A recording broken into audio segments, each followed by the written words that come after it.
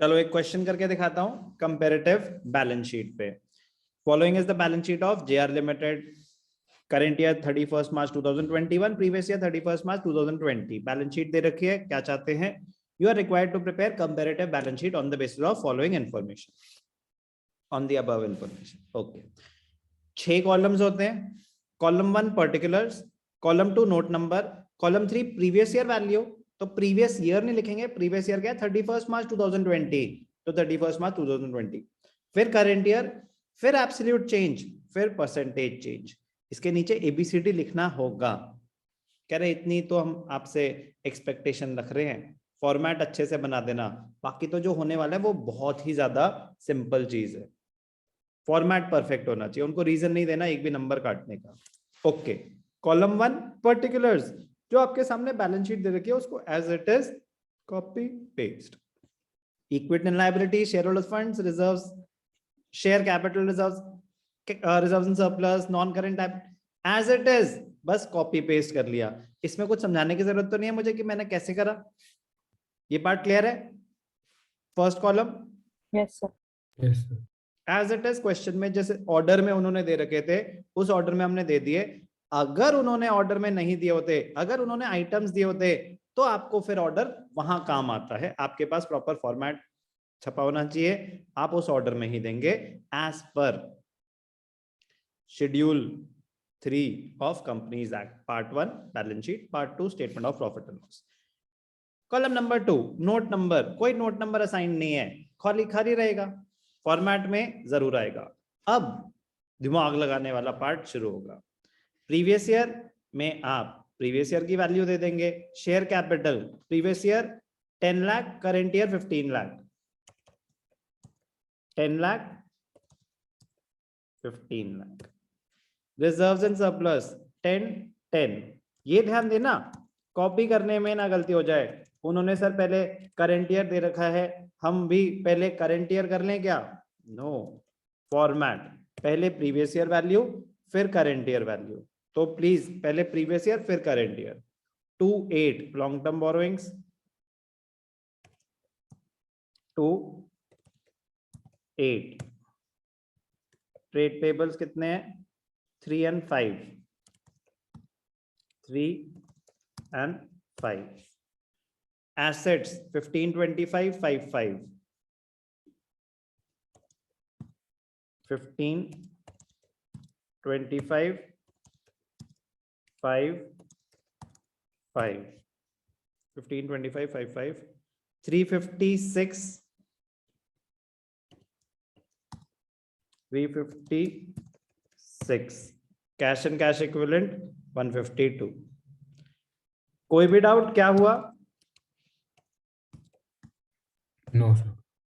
Column 3 previous year values, column 4 current year values, but ध्यान से करना कोई गलती ना हो। अब 50% मार्क्स आपको मिल चुके हैं इसी चीज के, खुशी की बात। Next column absolute change, current year value minus previous year value. Current year value को हमने बी सिंबलाइज करा है और इसको ए, तो b minus a. 15 minus 10, 10 minus 10 0, 8 minus 2 6, 5 minus 3 2, 38 minus 25 13, 25 minus 15 10, 5 minus 5 0, 2.5 50,000। Absolute change कैसे निकला? कोई भी doubt? No sir. Percentage change directly भी कैलकुलेट कर सकता हूं, बट बस आपके रेफरेंस के लिए आपको लिख के दे रहा हूं कि परसेंटेज चेंज का फॉर्मूला है क्या, ध्यान देना है। परसेंटेज चेंज क्या फॉर्मूला है?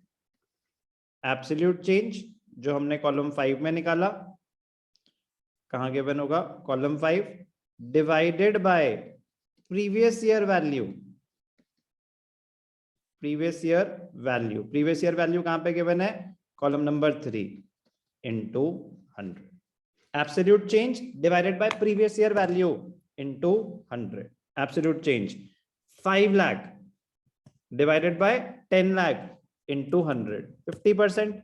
परसेंटेज कॉलम में ऊपर परसेंट आ गया, आपको बार बार परसेंट लिखने की जरूरत नहीं है, चेंज हुआ ही नहीं तो 0। फिर 6 लाख, चेंजेस 6 लाख और ओरिजिनल वैल्यू थी 2 लाख, 6 तो 300%। 2 lakh 2 by 3 67%, 13 by 25 52%, 10 change at 10 by 15 again 2 by 3 67%, nil 250 71%। इसको 2 डेसिमल प्लेसेस पे ले आएंगे अभी हम, 1/3 अगेन 33.33%, 13 by 25 हम ऑलरेडी कैलकुलेट कर चुके हैं 52%। हमें 2 डेसिमल प्लेसेस करनी चाहिए। क्या करनी चाहिए? 2 डेसिमल प्लेसेस। एक सेकेंड,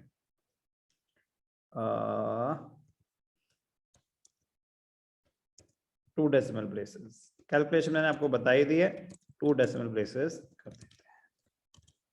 कैसे निकला परसेंटेज चेंज?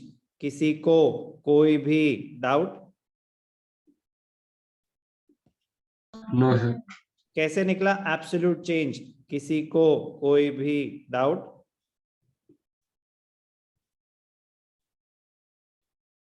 No sir.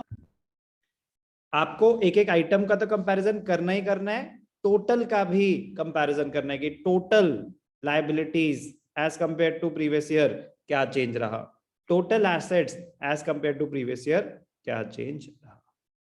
तो items, components and totals also, क्या था ये? Comparative balance sheet. ध्यान से कॉपी करेंगे।